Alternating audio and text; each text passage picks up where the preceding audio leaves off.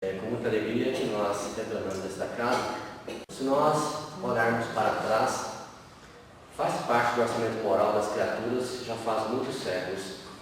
E maledicência, na definição do dicionário, é o ato ou aptidão de falar mal dos outros, com a intenção de denegrir. Mas é um tema tão delicado que nós encontramos no Livro dos Espíritos, as leis morais, lei de justiça, de amor e caridade, na questão 886, o antônimo, o oposto da maledicência, que é a benevolência. Jesus já colocou ali, segundo os benfeitores, a resposta dada a um benfeitor da vida maior, de que o sentido da palavra caridade, como de Jesus, é a benevolência para com todos, tanto quanto a indulgência e o perdão das ofensas. Então, a maledicência, fazendo parte do nosso orçamento moral, tem trazido para nós muitos problemas, muitas dores, muitas inquietações. E arrastamos ao longo das existências essa consciência de culpa, justamente porque o próprio Cristo já nos deu muitas vezes o exemplo de como proceder, o que nós devemos ou não falar, fazer ou deixar de fazer. E muitas vezes a palavra não assume a forma articulada. Talvez seja por isso que no capítulo 8, bem-aventurados aqueles que têm puro coração, quando o item 5 fala sobre adultério e pecado do pensamento, porque naquele tempo o adultério tem uma extensão geral, não só no sentido como nós restringimos, mas traduz todo o mal, todo o pecado, do que é maldade. Então muitas vezes nós não falamos, mas nós pensamos. E acontece muitas vezes que nós temos uma certa inimizade com alguém, um certo desafeto, e certo dia alguém nos liga e diz: olha, você ficou sabendo que aconteceu com fulano? Você fala: sério? Mas no pensamento você pensa: bem que ele merecia, Então, aí nós guardamos um secreto desejo, Meu Deus do céu, não tem nada de segredo aí, um secreto desejo de que o mal atinja aquela pessoa que nós não gostamos, ou que em dado momento de existência nos fez mal.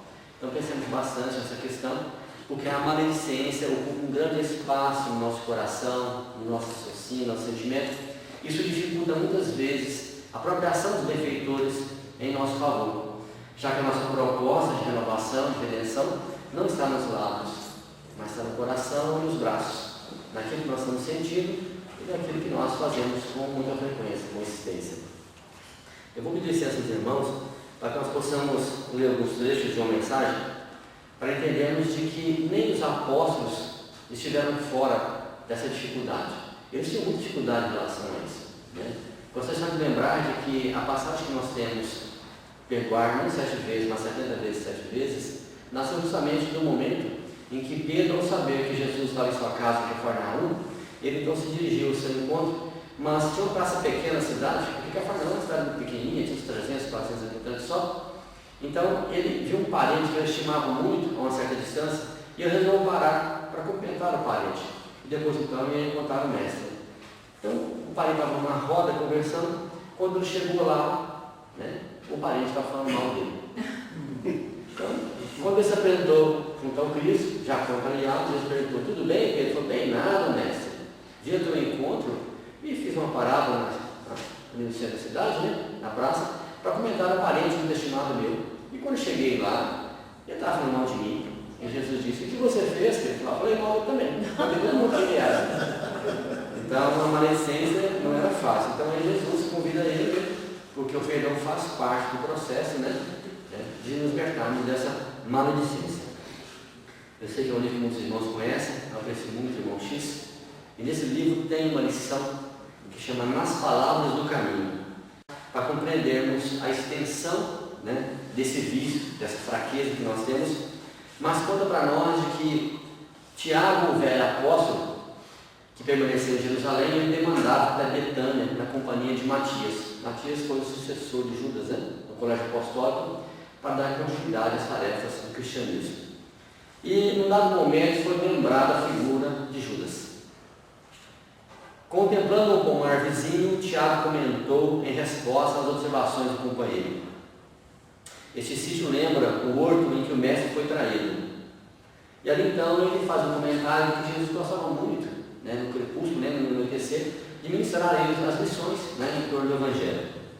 E ele disse então que Num dado momento, Judas vinha à frente com os oficiais e soldados, carregando lanternas, varapaus e espadas, né? E ele então combinou com esses oficiais e soldados de que, ao beijar Jesus, ele estava então, né, dizendo a eles que era aquele na qual eles deviam, né, prender. E é interessante porque aqui, irmão X comenta que Jesus vai ao encontro dos adversários e estava sorridente e imperturbável. Olha, né, a postura do Cristo, né? Não tinha nenhuma forma. E aí então, Tiago começou a olhar para trás, né, fazendo as suas reminiscências, e disse assim: adiantou-se o infame e beijou-o na face. Estabeleceu-se o tumulto e consumou-se a prisão do Messias, começando desde então o nosso martírio. Que insolência, que homem fingido esse Judas terrível, replicou Matias, inflamado no zelo apostólico. Dói-me evocar o vulto hediondo do ingrato. Como não vacilou ele no crime vergonhoso? Será Judas para sempre a nossa vergonha, esclareceu Tiago, arrimando o seu bordão brusco. Então percebam de que ali já começou, né, uma conduta, né, uma postura, né, e a maledicência começou a rondar, né, os lados, né? E ele diz então: foi ele quem entregou o mestre aos sacerdotes criminosos e provocou a tragédia do Gólgota. Não tem advogados nem desculpas, foi perverso, positivamente infame. João e Pedro asseveram que o infeliz se arrependeu e chorou. Entretanto, chega a duvidar. Um traidor como aquele não encontraria pranto nos olhos. Era demasiadamente perverso para sofrer por alguém. Com efeito, observou Matias, não devia passar de criminoso vulgar. A sua memória inspira-me compaixão e vergonha. Depois da ligeira pausa, indagou: chegou a ver antes da morte? Não, replicou Tiago de maneira significativa. E não sei se me comportaria fraternalmente, se ainda tivesse ante os olhos. O traidor morreu nos laços diabólicos que teceu com as próprias mãos. Deveria ser aos infernos, como desceu, envolvido em trevas densas. Era um perverso gênio das potências inferiores. E os familiares desse homem cruel? Interrogou Matias, curioso. Porventura lhe aprovaram a conduta satânica? Perceba, os irmãos, que a conversa de maledicência tinha de tudo. Muito bem. Tiago ia responder, mas alguma coisa o impediu. O velho apóstolo arregalou os olhos, interrompeu a marcha e perguntou ao companheiro: quem é aquele que veio lá, vestido em luz resplandecente? Assombrado, Matias redarguiu: também vejo. Banhado agora em lágrimas, Tiago reconheceu o Messias. Lembrou a narrativa dos discípulos a caminho de Emaús, ajoelhou-se, reverente, e falou baixinho: é o Senhor. Aproximou-se de Jesus com a majestosa beleza da sua espiritualidade sublime e parou por um instante ao lado dos companheiros. Contemplou-os compassivamente, com um mestre afetuoso junto a dois aprendizes humildes. Matias chorava, sem força para erguer os olhos. Tiago, em pranto, ousou fixá-lo e rogou: Senhor, abençoai-nos. Jesus estendeu a destra em sinal de amor e, como nada dissesse, o velho Galileu considerou: Senhor, podemos voltar para Jerusalém a fim de receber a vossa vontade e cumpri-la? Não, Tiago, respondeu o Cristo doce e firmemente. Não vou agora à cidade.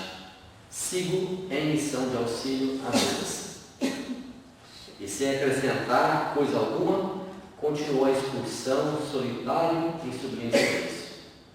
Nessa noite, quando voltou a Jerusalém, o velho Tiago insulou-se da comunidade e, tomando os pergaminhos dos quais começara a escrever sua bela epístola à cristandade, anotou em lágrimas suas famosas considerações sobre a língua humana.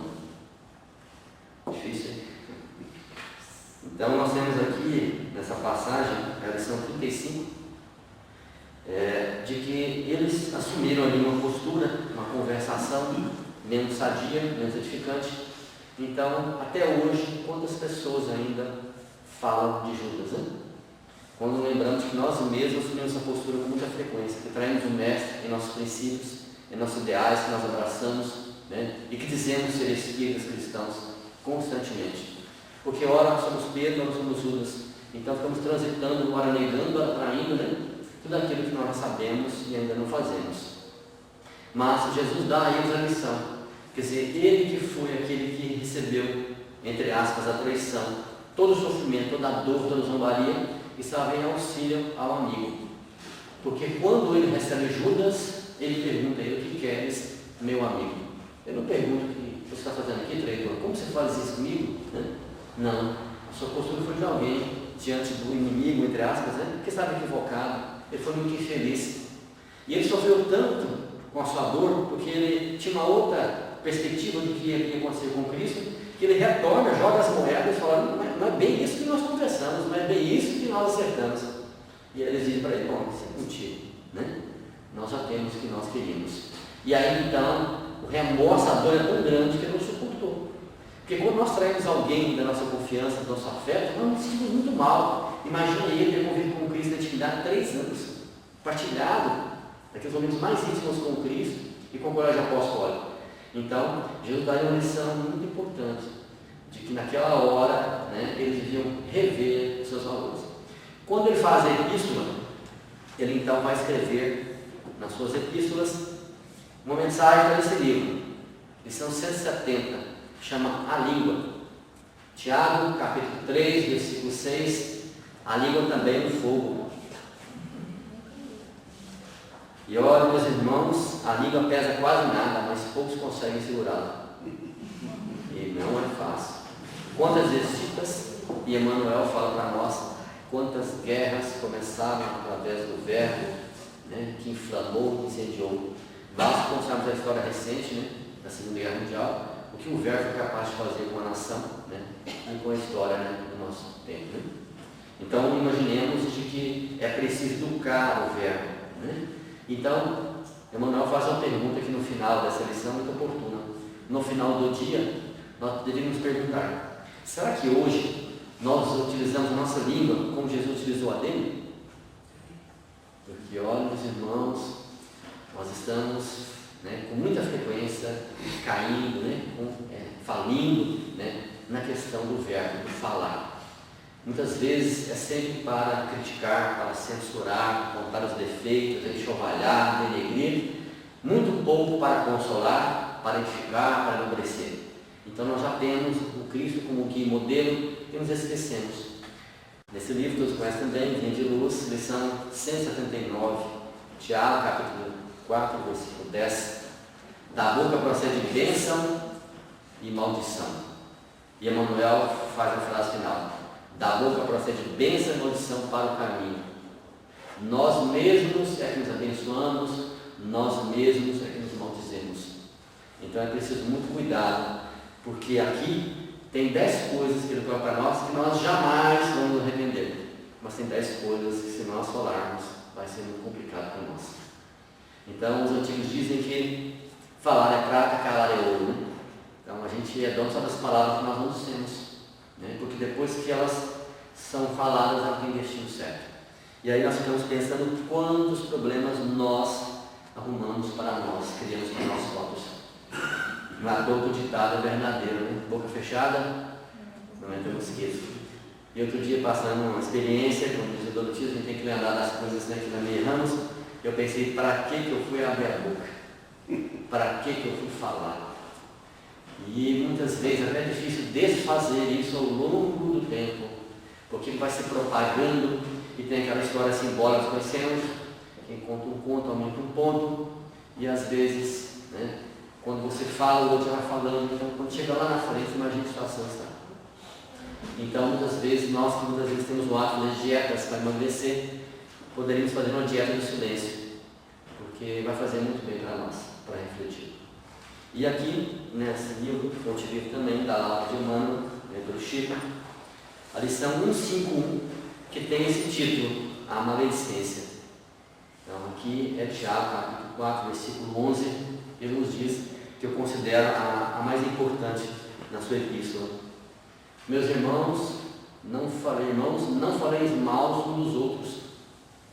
Quem fala mal de um irmão e julga seu irmão, fala mal da lei e julga a lei. E se tu julgas a lei, já não és observador da lei, mas juiz. Então, irmãos, não falem mal dos outros. E olhem, no nosso meio espírita, me perdoem como nós falamos mal dos colegas de outras casas, como procedem, porque assim fazem, porque deixam de fazer. Muitas vezes no próprio contexto que nós estamos envolvidos. Na frente temos uma postura de concórdia e entendimento, mas na surdina a gente fala muito mal. Então é desagradável. E quando alguém chega para nós falando mal de alguém, ele fala mal de nós também para outra pessoa. Então, por isso que o sinônimo de maledicência é a fofoca, mexerico, mordacidade. Então, muito cuidado, porque nós que estamos alimentando esse vício que não é de agora, é um vício moral grave, nós com certeza não contamos com o apoio espiritual superior, porque nós já temos e sabemos, pelos exemplos do Cristo, de que forma agir. E percebam que Tiago, naquela hora, ele fracassou. Os dois estavam numa conversação de perverso a satânico, Então, não tiveram nenhuma compaixão dele, de tudo aquilo que o Cristo ensinou. Foi Jesus se apresentar pessoalmente e dar a eles a lição. Então, ele volta e faz a correção da sua conduta, da sua postura. Então, serve para nós, como exemplo, de que nós somos convidados a dar uma opinião sobre a vida de alguém, o parecer de alguém, não nos compete. Nós não temos nada sobre isso. E aí, para ilustrar um pouquinho mais, nós temos as nossas histórias do Chico, porque o Chico também não era fácil para o Chico, E aqui tem uma liçãozinha 55, as aparências enganam, Lindos casos, Chico Xavier. O Chico estava em Pedro Leopoldo, reunido com os amigos, e a conversação estava ficando muito furiosa, muito exaltada, porque a conversa era sobre político. Vocês foram mal de algum político aí nessa eleição? Ou você não falou, não, senhor? Porque nós somos convidados a opinião sobre político, E as nossas opiniões nem sempre foram as mais favoráveis, Parecia que a gente estava copiando um pouquinho Tiago, de Matias. Então, a conversação dizia, Ele fez isso, mas prometeu uma coisa, fez outra, Devia ser assim, mas foi assim, Então, aquilo está ficando uma situação muito difícil. Então, um dos companheiros fala assim: e você, Chico, qual é a sua opinião? Os benfeitores têm alguma coisa a dizer sobre o caso? E aí então o Chico foi emitir sua opinião. Quando ele foi falar, Emmanuel chegou bem atrás do ouvido, sussurrou de forma bem segura: cala sua boca, você não tem nada a ver com isso. E aí os companheiros perceberam que o Chico ia falar, o Chico ficou vermelho, mas não saía, não externava, e aí o pessoal falou: o Chico está passando mal. E aí arrodearam o Chico, começaram a orar, dar passo ao Chico, porque estava passando mal, ele queria, não conseguia, E aí a reunião dispersou e na surdina alguns conversavam. O Chico está muito estranho, está parecendo um pobre obsediado. Mas ele não se deixou contaminar pela maledicência, ele nem se prejudicou com ela. Ele colheu os frutos da forma como ele viveu, que ele vivia, manteve a integridade através do jejum e da oração. Então, o companheiro comenta de que serve para nós como exemplo para zelarmos mais do nosso verbo, dos nossos pareceres em relação à vida, em relação às pessoas, às situações, às coisas, na qual nós somos convidados permanentemente a dar opinião. Constantemente. É alguém que nos pede, é a própria televisão que nos excita, e muitas vezes nós saímos de um desalinho moral totalmente diferente. Diga aos seus irmãos, porque nós não podemos mentir, mas na época da eleição, quando eu me vi, eu tinha feito isso, eu falei: nossa, mas como é que eu estou caindo na maledicência? Lá estou eu falando do fulano. Então, vez ou outra, nós estamos aí de braços dados, com esse hábito, esse péssimo hábito de falar mal dos outros. E, meus irmãos, tudo que a gente faz demais, a gente faz bem feito. Vocês já viram? A gente torna especialista. Então, a pessoa que tem um hábito de falar mal dos outros, ela fica especialista. De tanto que ela fala, tanto quanto a pessoa que reclama, ela fica especialista, ela só sabe reclamar. Reclama-se com eficiência, com proveito. Entendi, minha filha, então, nós temos que lembrar sempre que à medida que nós vamos reforçando esse hábito, nós vamos cristalizando em nós, né? E aí vai da mente para o coração, do coração para a mente, um processo que se retroalimenta e nós deixamos passar grandes oportunidades de usar o verbo para dar uma direção diferente. Como Jesus se apresentou e falou de forma bem serena e segura, né? Tranquila e firme, né? E estou em missão de auxílio a Judas. Ponto final. Não tinha mais nada para falar. Então, quando nós somos convidados a falar alguma coisa, lembremos se nós estamos utilizando a nossa língua como Cristo utilizou a dele. Se essa é a nossa postura no dia a dia, isso vale para a vida doméstica, porque quantos problemas surgiram no lar justamente por uma palavra infeliz, né? Então, justamente o que nosso irmão disse, por não enxergarmos o lado bom das coisas, usarmos da benevolência, a gente acaba enxergando o defeito. Quando existe uma imensidade de coisas boas naquela criatura, naquela situação. E sem contar que quando alguém me chama contando uma história, né, lembremos que é uma visão lateral. Eu estou ouvindo a versão dele. Então, nós tivemos várias experiências no diálogo fraterno, na casa na qual servimos muitos anos, e às vezes quando eu chegava no diálogo fraterno para falar de alguma dificuldade, nós estamos para ouvir, e a pessoa começava a falar da esposa. E falava mal, e falava, e perguntava: o que você acha? Eu digo: olha, eu estou ouvindo a sua perspectiva, estou ouvindo a sua versão. Eu não tenho onde dar a minha opinião, né, naquilo que eu não conheço, mas é um assunto tão particular, né, que envolve a sua vida afetiva e pessoal. Então, o que nós recomendamos, né, é aquilo que o Cristo recomenda, né?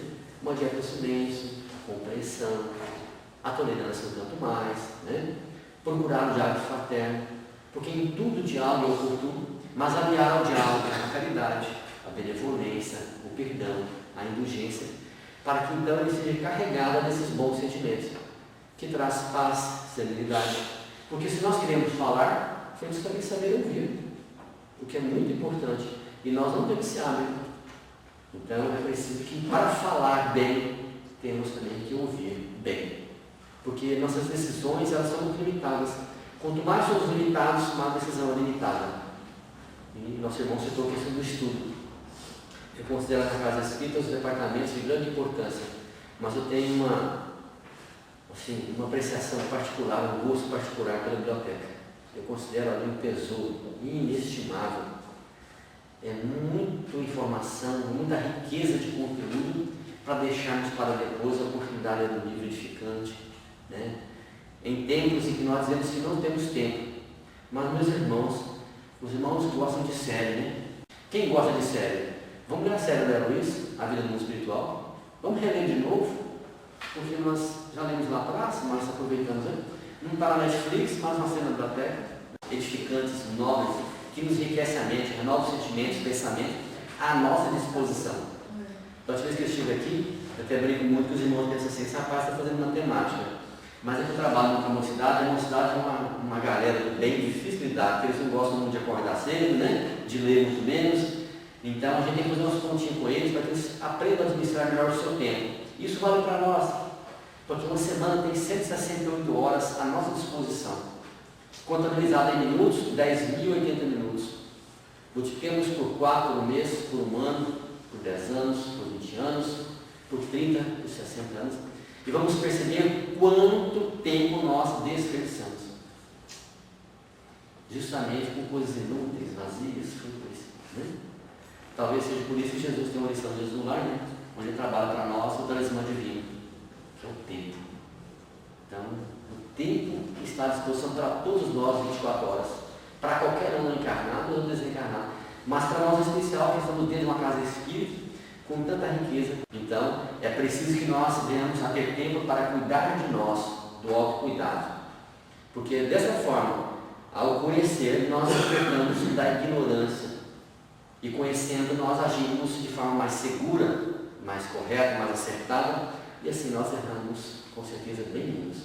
E entre elas vamos aprender. Eu espero que os irmãos possam depois consultar essas lições, porque traduzir a mensagem humana é difícil, né? Então aqui Emmanuel coloca para nós o quanto é importante educar esse verbo e ajustar a ele aos propósitos divinos na qual Cristo nos deixou como exemplo. Porque em muitas situações o próprio mestre não falou nada. O próprio silêncio dele dizia por si próprio. Então muito cuidado. Kardec tem uma citação lá no Evangelho, nós conhecemos, quando nós temos bem-aventurados, a questão misericordiosa, capítulo 10, quando ele vai tratar do item 11, né?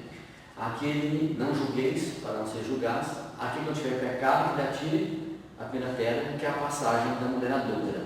E Kardec faz ali uma nota, uma colocação, uma observação, né? Eu gosto muito, e ele fala para nós que quando a gente censura alguém, tem dois motivos. Esse hábito de censurar alguém tem dois motivos. Um é reprimir o mal, é o primeiro motivo. Ele fala que é até louvável, porque em alguns casos, se a gente não reprimisse o mal, né, será sair. E estamos colaborando com o companheiro para o seu progresso e sua evolução. Mas o outro motivo é quando você tem o objetivo de criticar aquela pessoa para denegrir a sua imagem, a sua pessoa. E aí ele fala que esse não tem desculpa, porque é da maledicência e da maldade. Então, quando nós temos o hábito de criticar, condenar alguém, né, censurar alguém, e que não tem por objetivo, como ele falou lá, para combater o mal, né, mas no sentido de denegrir aquela pessoa que está dentro da definição da maledicência no dicionário, com o objetivo de denegrir, então, é o ato, a aptidão de falar mal dos outros com o objetivo de denegrir a pessoa, com a intenção de denegrir. Então, nós estamos agindo com maledicência, com maldade. E não é conduta cristã, espírita cristã. Já devemos ter abolido há muito tempo do nosso dicionário, mas infelizmente ainda nós costumamos deixar passar. E daí então, nasce todo esse contexto que muitos irmãos querem ficar livres, mas se esqueceram de que foram eles próprios que plantaram através do verbo. Então imaginemos quantos irmãos estão se candidatando à mudez na próxima essência. Porque tem que tirar a palavra, porque se der a palavra, ele incendeia tudo. Então, muito cuidado, porque nós temos que prestar muita conta desse verbo. Não, mas nós, que somos chamados à razão, ao entendimento e conhecimento. Então, nós que muitas vezes não gostamos de ler, de estudar, é preciso abrir um espaço na nossa vida, para que possamos então ler um pouco mais. E eu vejo constantemente irmãos fazendo projetos materiais, né, para renovar muitas vezes a própria graduação, fazer uma reforma em casa, fazer uma viagem desejada com a esposa, com o esposo, um sonho que não foi realizado. Tudo isso é louvável, devemos fazer sim, faz parte da vida, não é condenado, nada contra, nada de errado. Mas muitas vezes não definimos para nós, de forma integral, projetos morais para a vida. Então muitas vezes, quando nós vamos enxergar que nós temos esse mau hábito, é preciso então criar ferramentas e programas próprios dentro do Evangelho, né, que nós temos muitos recursos, para não continuar assim. E aí então, nós também temos uma informação preciosíssima. Lá nós temos, eu falo que é a receita. Eu nunca vi uma receita tão prontinha, que todos nós conhecemos. Está lá no livro dos Espíritos, quando fala das leis morais, perfeição moral, questão 919. Kardec tinha uma sede, porque tinha dificuldades também com isso. Então ele pergunta aos benfeitores, qual é o meio prático, que tem que ter movimento em ação, não é teórico, qual é o meio prático mais eficaz para a gente evoluir nessa vida e resistir aos arrastamentos do mal. Então aí Santo Agostinho responde, no sábado da antiguidade, como disse, não é a ti mesmo. Então Kardec prossegue, conhecemos a sabedoria, precisamos dessa máxima, sabemos muito, mas precisamente o que nós não conseguimos é fazer isso, né? Como é que a gente pode fazer para conseguir? E aí ele vai dar aquela receita inteira, essa resposta é dela, mas ele coloca lá no início a receita de base. Faça o que eu fazia à noite, no final da jornada, no final do dia. Interrogava minha consciência, o que eu tinha feito, né? Como eu tinha agido, se eu tinha agido bem, se eu tinha agido mal, e dessa forma então eu fazia as correções necessárias. Porque com as perguntas e respostas ele sabia se o mal tinha que ser corrigido, né? Ou se ele podia continuar aquela caminhada. Então quando nós chegamos à noite, nós não temos esse hábito de fazer essa revisão, de pensar, bom, como é que eu acordei hoje? Vocês tinham uma paciente que disse assim, eu pareço samambaia, Ronaldo? Eu falei, não, mas meu marido acha, porque eu estou lá igual samambaia, ele não me vê. Então muitas vezes esquecemos das palavras delicadas, amorosas, afetivas, que nutrem o relacionamento, que fortalecem a união, não só entre o esposo e a esposa, mas entre os filhos, o abraço carinhoso, afetuoso. E muitas vezes nós deixamos para dar isso lá fora, viu? Essa gentileza, essa doçura, né? Então o nosso verbo lá fora é uma doçura, é cheio de mel, mas dentro de casa É complicado, muito sério. Certa vez nós tivemos a oportunidade de termos problemas normais de saúde, de adoecer, e parece que quando a gente adoece a gente muda, né? A gente fica melhor, né? E aí então a gente fica educado, você já viu como é que eu fico educado? Meu bem, por favor, pega ela para mim. Meu amor, você tem que trazer um negócio para mim. Mas vai melhorando, os coisos voltam, né? Então, certa vez a companheira falou assim, você podia adoecer mais vezes. Eu falei, mas como assim? É muito ruim. Ele falou, nada. Você fica tão educado, tão gentil. Bom, o recado ficou dado, né? Então, muitas vezes é assim que a gente procede. Deixamos a nossa melhor parte para o de fora. Agindo de forma de conveniência, quando nos interessa. E os nossos queridos, nossos afetos, deixemos a palavra dura, áspera, árida. E depois reclamamos para os colegas em segredo. Nossa, ligado tão difícil, tão complicado o relacionamento. Gente, isso que está acontecendo. Mas, infelizmente, o nosso verbo não adoça. Ele amarga, aí fica muito difícil. Então, por isso que André Luiz, conhecendo essa realidade que ele próprio viveu, quando já no escritório chegou com mulher em casa, está lá nesse recinto doméstico. Se nós tratássemos todo mundo de casa, como nós tratamos as pessoas lá fora, o lar seria uma maravilha. Porque o nosso verbo fora é muito diferente. Principalmente, como diz o amigo, quando nos pede alguma coisa. E aí nós estamos dispostos a servir, a fazer a qualquer hora. Mas quando a esposa nos pede alguma coisa, quando o esposo nos pede, a gente faz de mau humor, reclamando, batendo o pé. Eu me lembro, voltando um tempo atrás, da criança, né, da adolescência, minha mãe disse assim, filho, vem aqui, vai ali buscar um negócio para mim. Eu falei assim, mãe, peraí, mãe, só tem 5 filhos, só não pede só para mim. Ela falou que esse é o único reclamado até agora. Então, eu não esqueci isso. Então, muitas vezes é assim, né? Então, as reclamações maiores, geralmente, são dentro do lar.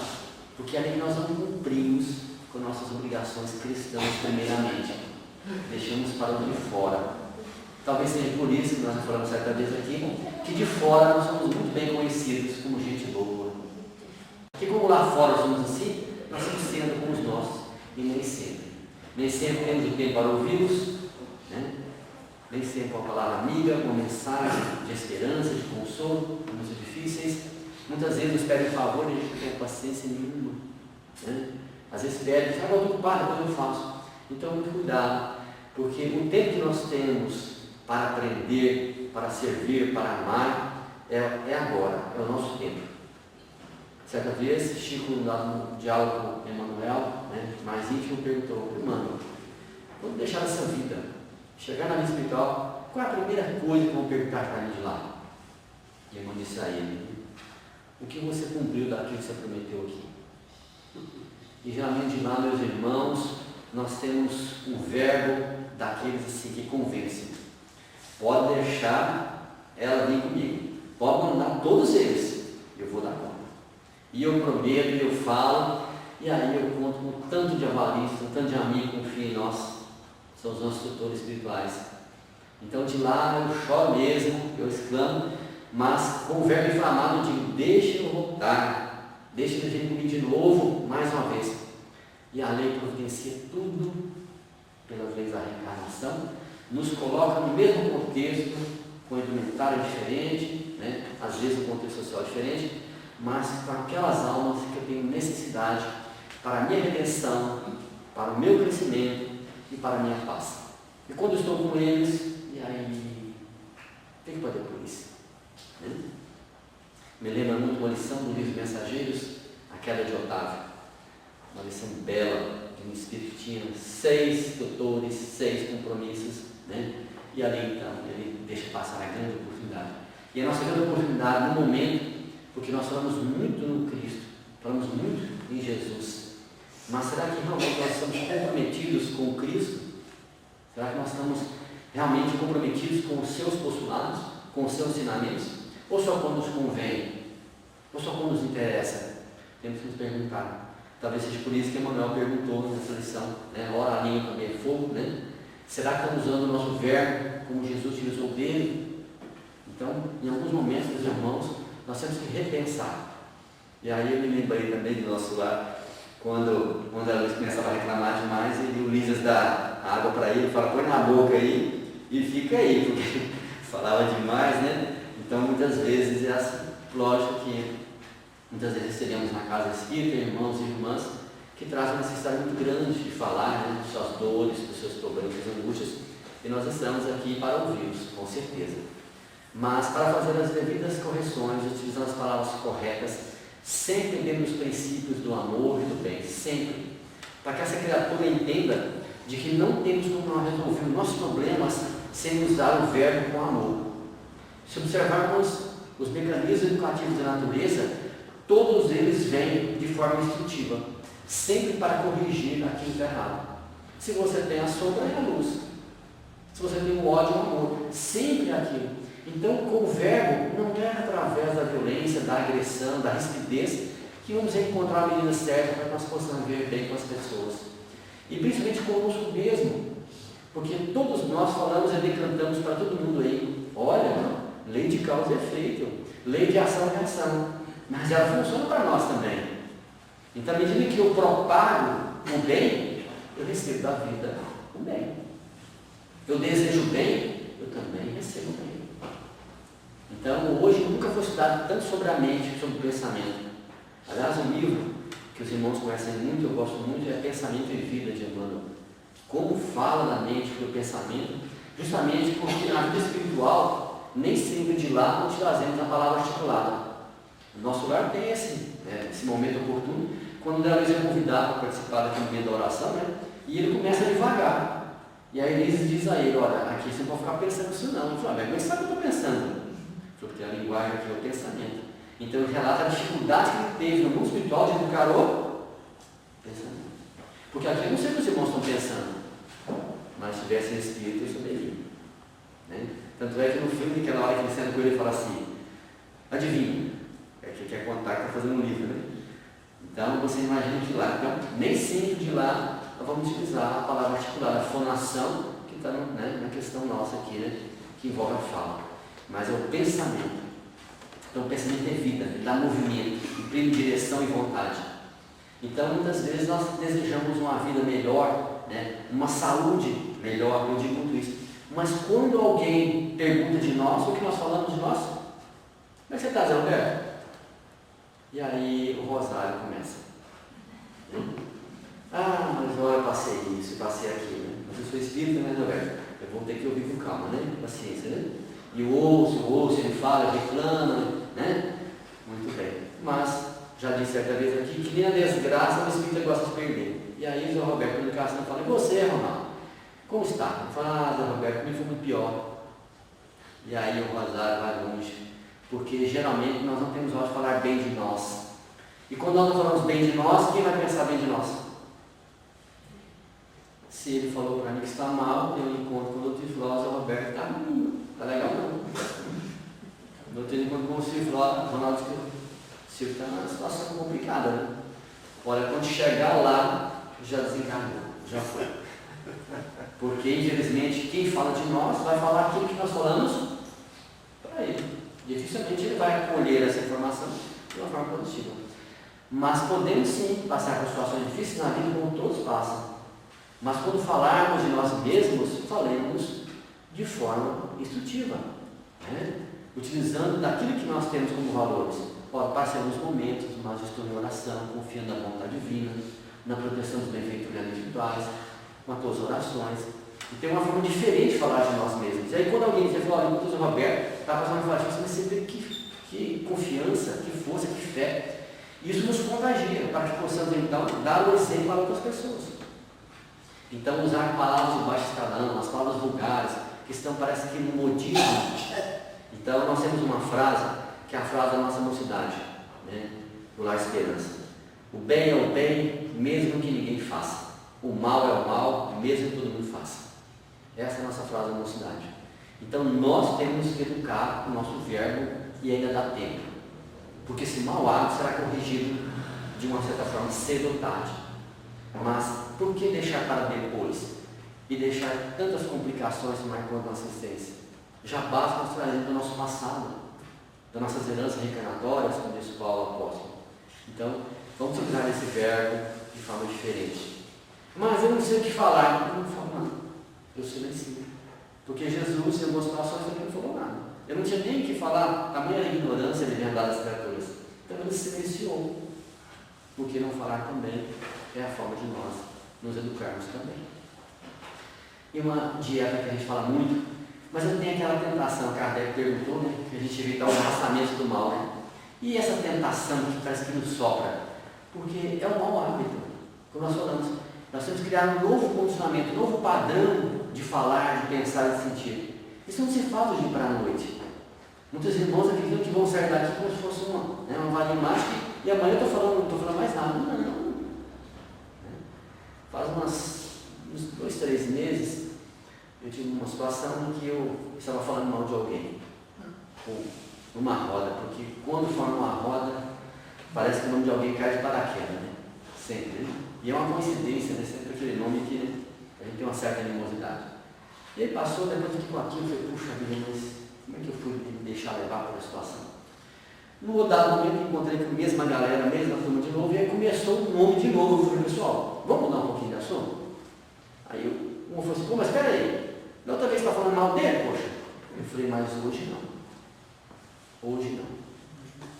Então, nós temos que colocar um ponto final em algumas coisas. Estabelecer para nós o que nós não queremos mais para nós. Porque se deixarmos, né, o nosso verbo sem disciplina, imagine um cavalo sem um condutor que não faça. Então é a mesma coisa, as paixões são assim, está lá nos Espíritos. As paixões é como um cavalo, sem controle. Onde ele vai, ele cria, né, muitos problemas e traz muitos prejuízos. Agradecendo a Deus a oportunidade, aos benfeitores e amigos, pedindo que nos abençoe também, nos eduque os pensamentos, os sentimentos, principalmente a palavra, para que possamos traduzir, quando nós falarmos, todo o sentimento de amor e bondade que tem para conosco, de compaixão, de misericórdia, de tolerância, porque, meus irmãos, nós não podemos julgar e condenar a quem quer que seja, porque nós temos isentos de erros de pecados.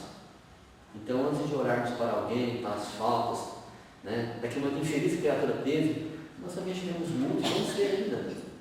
Então, peçamos a Deus que nos abençoe a palavra, nos eduque os sentimentos, para que possamos, então, reproduzir, segundo a vontade divina, tudo aquilo que o Cristo nos deixou e nos ensinou. Que Ele nos abençoe, que Ele nos fortaleça, nos proteja, seja feita a vontade do nosso Pai, não a nossa, mas a sua irmã. Muito obrigado.